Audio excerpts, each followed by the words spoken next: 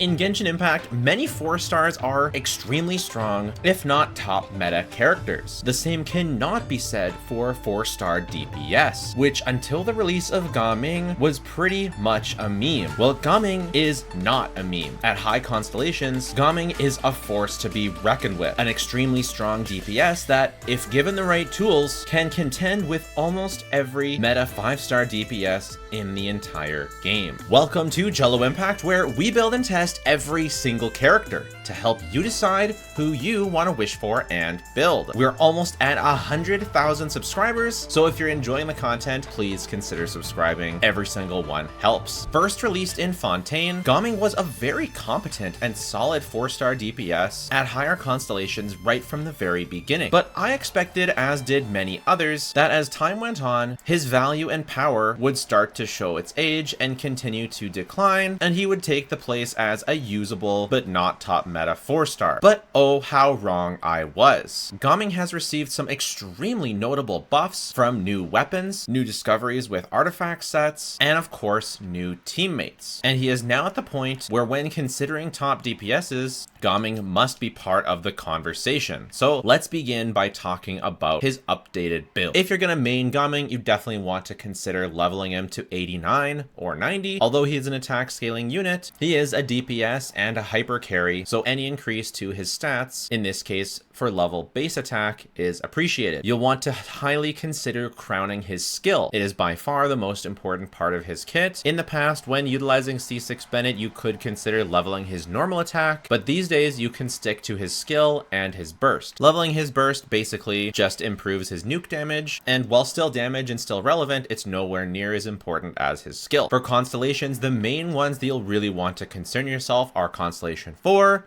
and 6. He's basically unplayable at a high level until C4 because it drastically reduces his energy requirements. At C6, on teams with Favonius weapons, I am able to get away with no energy recharge, and while I don't necessarily recommend that, I do recommend something a little closer to 110 or 120. Without C4, you're going to need upwards of 140, 160, or even higher, depending on the Favonius and other units on your team. The other big constellation is his 6th, giving him a total of 80 crit value, half in crit rate and half in crit damage. It is absolutely huge and just makes him so much better to play overall. Without it, it's very hard to get a proper crit stat line with his best artifact set, which a lot of people think is Marie-Chassae, but it's actually Crimson Witch. Marie-Chassae is a fine stopgap set, but if you seriously want to main Gaming, Crimson Witch is highly recommended. The way that the Crimson Witch passive works is that it's a separate multiplier compared to normal damage bonus stuff. It's not just 15% damage bonus, it's actually an additional type of multiplier, which is extremely valuable for characters that vaporize or melt, especially melt. I know this set's very inefficient to farm in the domain, but fortunately it's available in the strongbox, and you'll definitely want to make use of that if you're gonna play Gaming. You'll want to use an Elemental Mastery Sands, Pyro Damage Bonus Cup, and Crit Rate or Crit Damage Hat. You're gonna look for Crit Rate, Crit Damage, Attack, and Elemental Mastery substats. I've farmed Crimson Witch a lot, and I used the Artifact Transmuter to get an actually good Sands. So my build is overall very, very strong. Lots of EM, lots of crit rate and crit damage. This is 100 crit rate after his passive and 210 crit damage after his Constellation passive. It is a passive, right? Even though it's a Constellation. Anyways, 210 crit rate after his Constellation and his weapon. So that's some very good stat line and quite a good amount of Elemental Mastery and attack. And as I said, no ER, which isn't ideal, but if I need some ER, I go for maybe a goblet like this, and then we have a little less crit damage, but we have some more ER, so it's a bit more comfy. Looking at weapons, what is Gaming's best weapon? Well, overall, if you have the Fruitful Hook, it is almost exactly on par at Refinement 5 with 1,000 Blazing Suns. I find it pretty awesome that they made it aesthetically work with him. I think I'll probably level it up eventually, but for right now, I'm just being efficient and using 1,000 Blazing Suns on him. Neither of them is enough of an upgrade over the other to bother me recommending going for one or the other, but if you happen to have either one, they can both be great. If I were to recommend someone go for something for Gaming, it's definitely going to be 1,000 Blazing Suns, because on average, it's much, much cheaper to get a Refinement 1 5-star weapon than a Refinement 5 4-star weapon. One thing to note is if you do happen to go for C2 Shenyun, Fruitful Hook does pass 1,000 Blazing Suns overall for his damage. Other weapons, this is the Keqing main's website, they're linked down below, but the Serpent Spine is excellent for him, especially if you have high refinement. Verdict is solid, Rain Slasher is solid, Wolf's Gravestorm, and then Tidal Shadow is his best free weapon, but I really would recommend eventually going for a 5-star weapon for him, in particular Moika's weapon, if you want to see like really excellent results, and you probably end up with a Rain Slasher, and you could probably get away with that for a while. This particular list was updated before Thousand Blazing Suns and Fruitful Hook came out, and both of those outpass the Serpent Spine. And just to double down, some people do believe that Marie-Shisei Hunter is his most recommendable artifact set.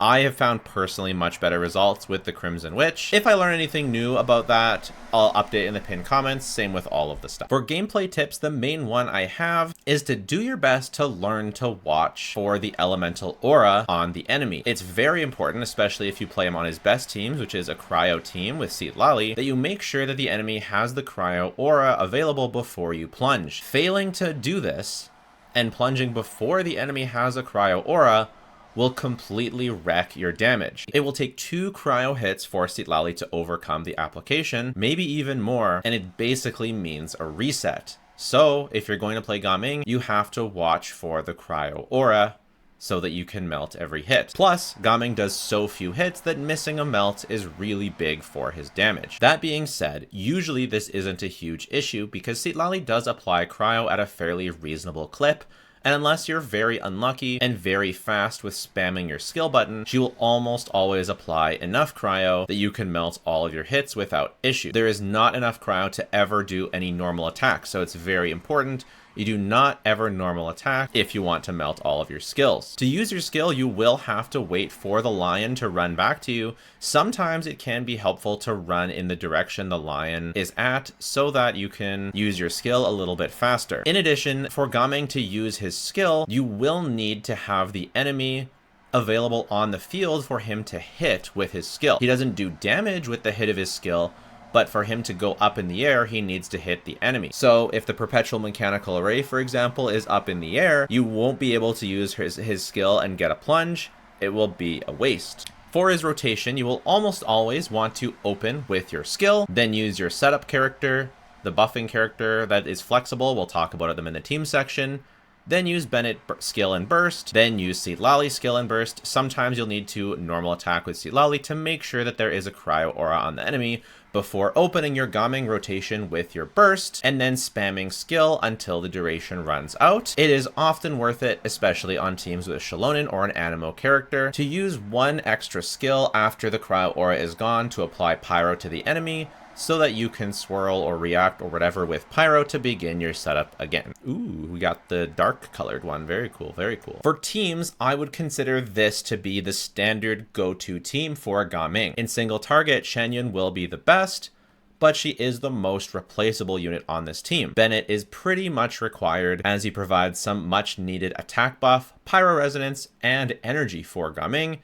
and he's frankly perfect for this team. Does mean you'll be playing a bit of Circle Impact, but what else is new? Citlali is also absolutely required on this team, as she both provides the Res Shred, the Scroll buff, and the Cryo Elemental application to allow Gaming to melt. She can run Thrilling Tales or her signature, Bennett can go on Instructors or Noblesse, and in the final slot, Shenyun is the best in single target. In particular, in AoE, Sucrose is better. Shenyun overall still nudges her out in single target. And then Shalonen is the best in AoE, especially AoE that has multi-wave. Yansan, if you happen to have a copy, is also a viable slot on this team, as is Kazuha. So you have lots and lots of options that are all very, very clearable and very, very close to each other, frankly, in terms of overall performance. You could use C4 Lanyan, although I would say in this particular case, because you already have Citlali giving a shield, that she's just a strict downgrade from Sucrose, but maybe you don't have Sucrose, so Lanyan's an option, assuming again you have C4. You can also use a cryo option, such as Diona. Her C6 gives a big elemental mastery buff, and if you happen to have Elegy of the End as a weapon, that's a good option in this spot. Chongyun you could use to reduce some rotation times. Overall, there's a decent amount of options. You are also able to slot Citlali, if you don't have her, for something like C6 Kaya or Rosaria.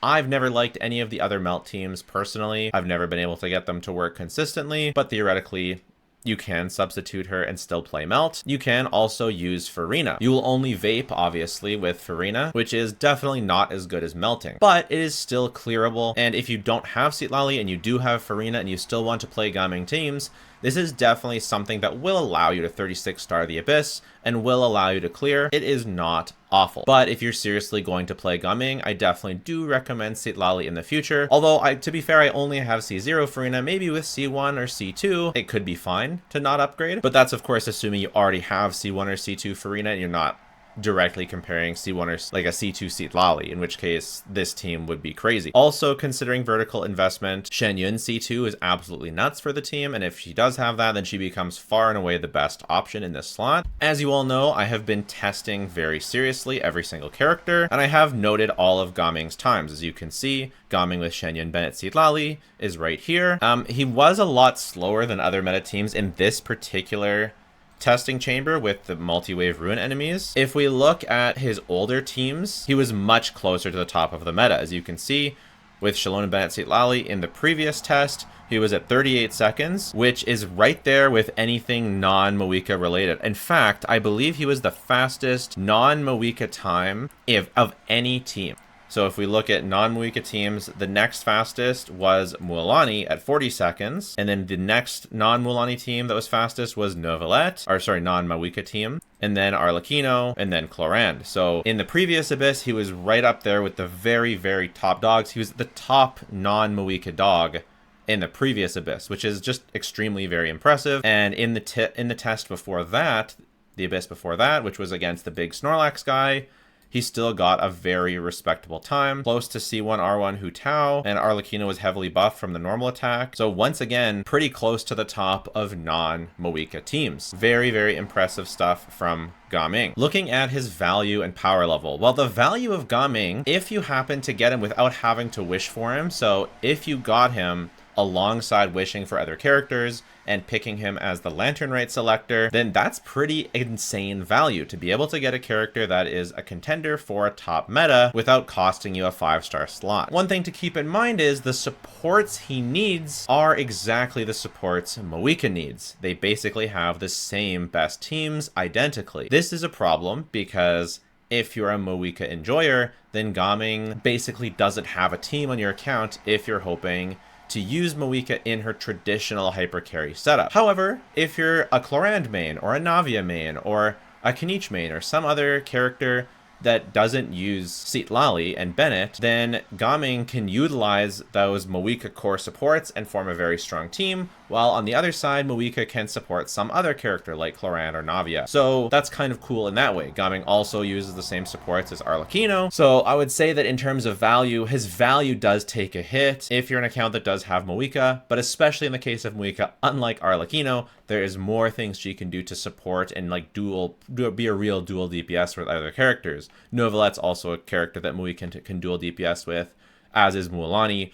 These are characters that don't take Bennett Citlali, and then Gaming can have those supports. And Moika can support Novelette, Mualani, Clorand, Veressa. Obviously, Veressa's better than Clorand, but, you know, I'm trying to push that out of my mind. Or Navia. So, not all hope is lost when it comes to value. He does still require very good artifact quality, but that is pretty much the case for all characters these days. And at least with his C6, he does get a bunch of crit rate and crit damage, so that's nice. And in terms of power, I really underrated him on my last tier list. His melt stuff is much easier to play than I gave it credit for. I would put him in the line, in the same category. Basically, I have Moika, and then all the other great DPSs in the same line, and he belongs with the other great DPSs, which is very, very impressive to say. He is the only 4-star even close to that category. All the other 4-star DPSs are at least 2 or 3 tiers below Gaming. His performance is unmatched in terms of 4 stars, and he's great. For Overworld, he's pretty terrible. In the Overworld, he doesn't have like much in the way of exploration stuff. His damage is tied to his burst state. You need to have his burst up to do damage, and he doesn't do any damage with his regular normal attacks, unless maybe you're doing C6 Bennett infusion stuff. So overall, yeah, I don't really like him in the Overworld, but hey, you can't have everything. At least his Overworld team can have Shenhe on it, so at least that. But, you know, the Overworld isn't, like, the biggest thing in the whole world, so that's fine. In terms of new player friendliness, given that he does need high constellations, he may or may not be new player friendly, depending on maybe you started right around Lantern Rite, maybe you wished on his banner, then he's new player friendly. In terms of free-to-play friendliness, it's like he's like halfway there. Like, he needs Bennett, but the Shenyan slot is very flexible. And he does need Seat Lali, but, you know, Bennett's pretty easy to get. All you need is his C1, and then so you just need to wish for Seat Lali, and then you can have a great Gaming. So I would say he's reasonably free-to-play friendly, new player friendly, etc. Not crazy because of the C6, and, you know, if you want him to do really good, then you want him to have 1,000 Blazing Suns or the fruit. Let me know if you built Gaming and how you think he is overall. Personally, I think Genshin should do this more. I think they should release another 4-star DPS that's really, really strong. I would like Gaming to be, you know, not as much of an exception as he is, but I'm happy he exists. And once again, subscribe if you want to see more guides like this. And if you don't want to do that, that's totally fine. Just watching the video has been more than enough. Thanks so much. Bye for now.